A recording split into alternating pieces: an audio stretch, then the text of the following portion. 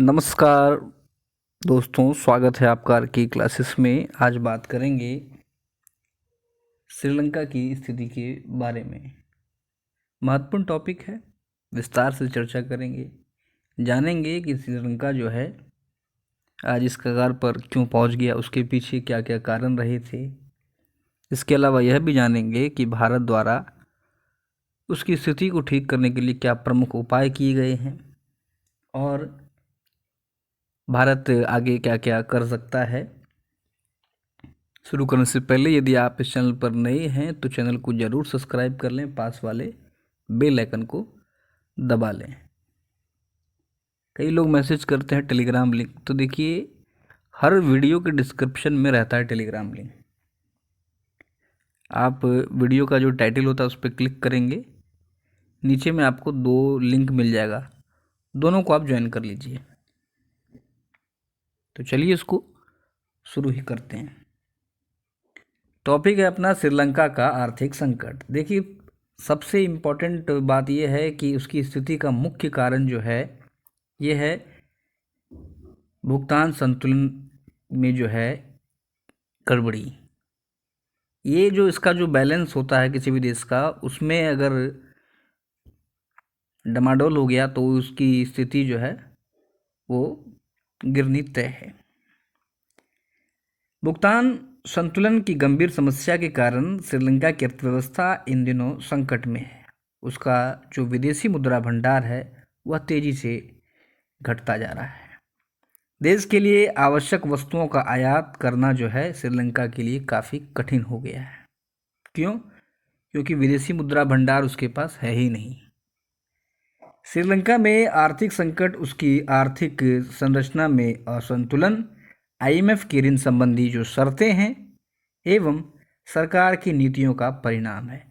मुख्य रूप से ये सब तो बात की बात है, ये इम्पोर्टेंट है। सरकार की जो नीतियां हैं, इस वजह से कोई भी देश जो है अर्श से फर्श पर पहुंच जाता है और फर्श से जो है मतलब अप से डाउन, डाउन से अप हो जाता है। सरकार की जैसी नीतियां रहेंगी। बात करेंगे ऐसी स्थिति के होने का प्रमुख कारण क्या है, तो कहता है देखिए काफ़ी लंबे समय से तो वहाँ पर गृह युद्ध चल रहा था, लेकिन जब यह युद्ध समाप्त हुआ तो उसकी स्थिति में धीरे धीरे जो है सुधार हुआ। उसकी जीडीपी की दर में वृद्धि हुई, लेकिन वैश्विक मूल्यों में गिरावट, निर्यात में कमी हो गई, आयात में वृद्धि। तो ये जो है एक आइडियल कंडीशन बना, कुछ समय के लिए बना, लेकिन उसके पश्चात जो है फिर से निर्यात में कमी हो गई, आयात में वृद्धि। इस स्थिति ने एक बार फिर उसकी औसत जीडीपी विकास दर को प्रभावित कर दिया। आगे कहता है गृहयुद्ध के दौरान श्रीलंका का राजकोषीय घाटा बहुत अधिक था और इस वैश्विक वित्तीय संकट ने उसके विदेशी मुद्रा भंडार को लगभग जो है समाप्त कर दिया। बीच में कोरोना काल भी आया था, जिसके कारण इसने जो है श्रीलंका ने वर्ष 2009 में आईएमएफ से $2.6 बिलियन का ऋण लिया श्रीलंका ने। इसके बाद 16 में जो है फिर से श्रीलंका ने आईएमएफ को अप्रोच किया और ऋण के लिए जो है लगभग $1.5 बिलियन के ऋण के लिए आईएमएफ के पास हो गया, मांग की।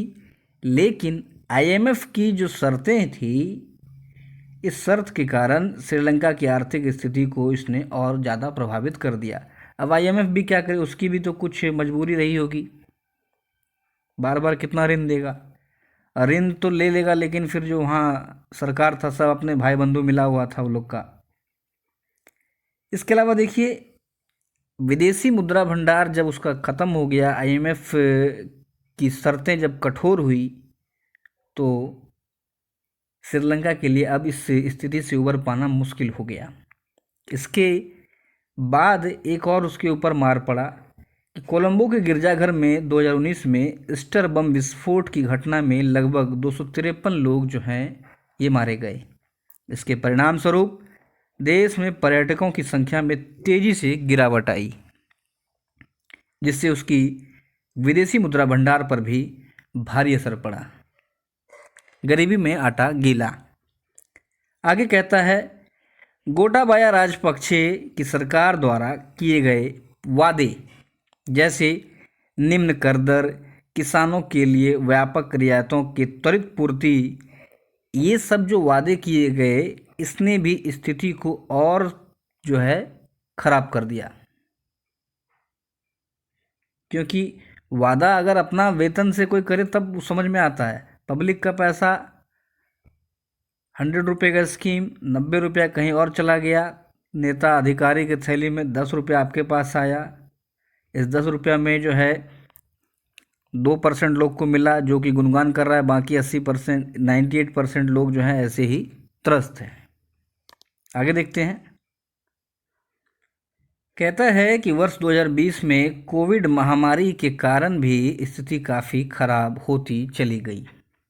एक तो आईएमएफ से लोन नहीं मिला, सरकार बनाने के लिए लंबा चौड़ा वादा किया, अब कुछ तो पूर्ति करना होगा, उसमें जो है धन गया, ईस्टर बम धमाका, पर्यटकों की संख्या में कमी, फिर आता है कोविड। और इस स्थिति ने कोविड के कारण जो है चाय, रबर, मसाला, कपड़ा, इस सभी का जो निर्यात जो था इसको नुकसान पहुंचा। पर्यटकों के आगमन एवं राजस्व में और अधिक गिरावट आई।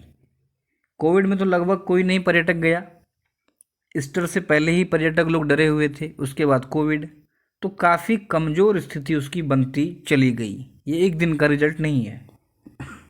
और श्रीलंका पर्यटन के मामले में काफ़ी हेल्दी कंट्री था। कहता है, सरकार के व्यय में वृद्धि के कारण 2020-21 में राजकोषीय घाटा 10% से अधिक हो गया और ऋण जीडीपी का अनुपात 2021 में बढ़कर 119% हो गया। वर्ष 2021 में सरकार ने अचानक सभी उर्वरक के आयात पर पूर्णतः प्रतिबंध लगा दिया था। श्रीलंका को 100% जैविक खेती वाला देश बनाने की घोषणा कर दी गई। कहीं न कहीं राजपक्षे ऐसा लग रहा है मोहम्मद बिन तुगलक से जो है इंस्पायर था। सभी योजनाएं जो है इसकी, चाहे वो कराचिल का अभियान हो, सिक्का ढलना हो, राजधानी परिवर्तन, फेल ही कर रहा था। अब इसको जैविक खेती वाला देश इसको जब घोषित कर दिया, इससे हुआ क्या, जिसके परिणाम स्वरूप श्रीलंका में खाद्य संकट जैसी समस्या उत्पन्न हो गई और खाद्य कीमतों में अत्यधिक बढ़ोतरी हुई। इससे प्रभावित हुए कौन? आम जन। मुद्रास्फीति का स्तर लगभग 15% से भी अधिक हो गया और इसके औसतन 17.5% रहने का अनुमान है, जिससे श्रीलंका जो है और गंभीर स्थिति में पहुंच गया। बात करेंगे श्रीलंका के संकट के प्रमुख 2-3 इम्पॉर्टेंट कारणों को हम लोगों ने देखा, उसको डील किया। अब बात करेंगे श्रीलंका के वर्तमान संकट में भारत की सहायता। वर्तमान आर्थिक संकट से जूझ रहे पड़ोसी द्वीपीय राष्ट्र को जो है भारत आर्थिक सहायता प्रदान कर रहा है। कहता है कि वर्ष 2022 के आरंभ से भारत द्वारा $1.4 बिलियन से अधिक राहत प्रदान किया गया, जिसमें $400 मिलियन का करेंसी स्वैप, $500 का ऋण स्थगन और ईंधन आयात के लिए $500 मिलियन, ये सब जो है प्रदान किया गया। लाइन ऑफ क्रेडिट, ये सभी इसमें शामिल हैं। साथ ही $1 बिलियन का अल्पकालिक रियायती ऋण भी प्रदान किया गया है। आईएमएफ की शर्त वाला ऋण नहीं, नॉमिनल चार्ज पर जो है दिया गया है। तो भारत द्वारा कुल $1.4 बिलियन से ज़्यादा श्रीलंका को दिया जा चुका है। बात करें कि इसमें भारत का क्या हित है, तो कहता है इससे हिंद प्रशांत क्षेत्र में चीन के स्ट्रिंग ऑफ पर्ल्स, चीन का हर जगह ही जो है चोंच लगा के बैठा है, से श्रीलंकाई द्वीप समूह को दूर रखने के भारत के प्रयास को बल मिलेगा। वन बेल्ट एक बहुत सारा ये समस्या उत्पन्न किया हुआ है। BRI, स्ट्रिंग ऑफ पर्ल्स, तो दक्षिण चीन सागर, हजार जगह ये जो है परियोजना फैला चुका है अपना, और इस तरह से जो है सभी छोटे देशों को, गरीब देशों को हथियाने की ताक में बना रहता है चीन। तो चीन की नीति को विफल करने हेतु श्रीलंका द्वारा जो भारत का मदद किया गया, इसमें जो है कहीं न कहीं भारत की बढ़ोतरी हुई। इस क्षेत्र में चीनी उपस्थिति और प्रभाव को नियंत्रित करना भारत के हित में है। आगे कहता है कि भारत श्रीलंका की कठिनाई को कम करने के लिए जहां तक सहायता प्रदान कर सकता है उसे प्रदान कर रहा है, और भारत को ऐसा करना भी चाहिए, लेकिन साथ ही यह भी ध्यान में रखते हुए कि उसकी सहायता जो है वैश्विक स्तर पर नज़र आनी चाहिए। बात करेंगे आगे और क्या प्रमुख उपाय हैं। तो कहता है कि जैसे ही कुछ आवश्यक वस्तुओं की कमी समाप्त होती है, सरकार को देश के आर्थिक सुधार के लिए उपाय करने चाहिए, नहीं कि नया नया नियम बना दें कि जैविक राष्ट्र बनेंगे। मौजूदा संकट से प्रभावित क्षेत्र एवं युद्ध प्रभावित क्षेत्र के आर्थिक विकास के लिए सरकार को तमिल राजनीतिक नेतृत्व के साथ आगे बढ़ना चाहिए, ताकि जो वहाँ लोग हैं और जो अन्य पार्टियां हैं उनमें क्लैश ना हो, गृह युद्ध की समस्या फिर से उत्पन्न ना हो। घरेलू राजस्व को बढ़ाना और उधारी को सीमित करने के लिए सरकारी व्यय को कम करने जैसे महत्वपूर्ण कदम उठाने चाहिए। आगे कहता है भारत की सहायता। भारत नहीं चाहेगा कि चीन का अधिग्रहण श्रीलंकाई क्षेत्र में बढ़े, बिल्कुल नहीं, बढ़ना भी नहीं चाहिए। चीन चूंकि इसी प्रयास में लगा ही हुआ है कि भारत एवं उसके पड़ोसी देशों में अपना प्रभाव बढ़ाए, इसलिए भारत को श्रीलंका के लिए वित्तीय मदद, नीतिगत सलाह और निवेश को प्रोत्साहन देना चाहिए। भारतीय व्यवसाय को आपूर्ति श्रृंखला का निर्माण करना चाहिए एवं वस्तुओं तथा सेवाओं के विषय में अर्थव्यवस्था को आपस में संयुक्त करना चाहिए। इससे क्या होगा कि भारत के द्वारा जो किए गए कार्य हैं वैश्विक स्तर पर उसकी सराहना होगी। श्रीलंका को एहसास होगा कि चीन जो है कितना बड़ा है और इस संकट की घड़ी में चीन ने जो है उसके साथ कैसा व्यवहार किया है।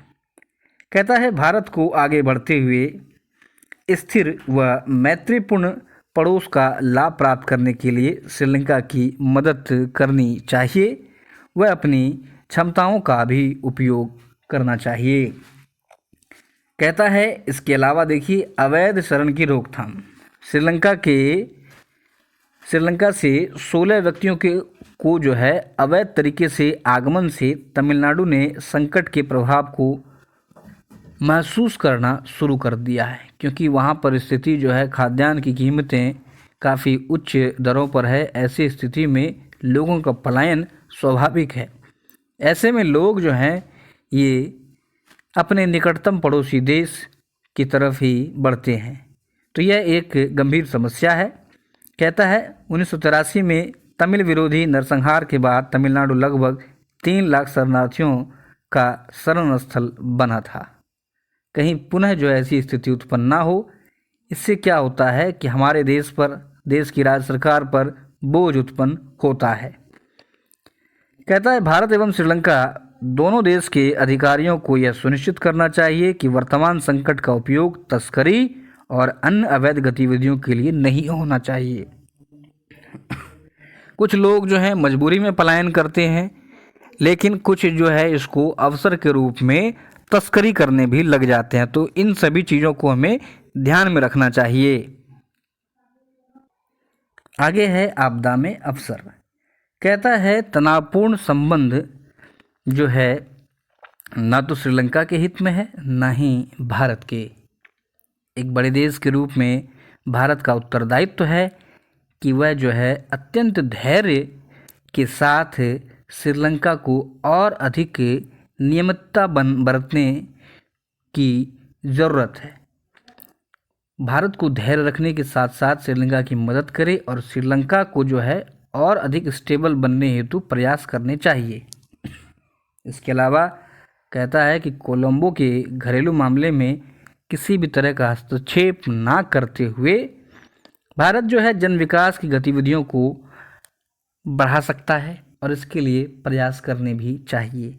भारत तथा श्रीलंका को विभिन्न विवाद जैसे पाक खाड़ी, मत्स्य क्षेत्र विवाद जो लंबे समय से बना हुआ है, इन समस्याओं का समाधान निकालने के लिए इस आपदा को एक अवसर के रूप में भारत को उपयोग करना चाहिए, ताकि जो आपसी क्लैश है वो कम हो सके और आपसी विवाद का जो चीन है इसका फ़ायदा ना उठा सके।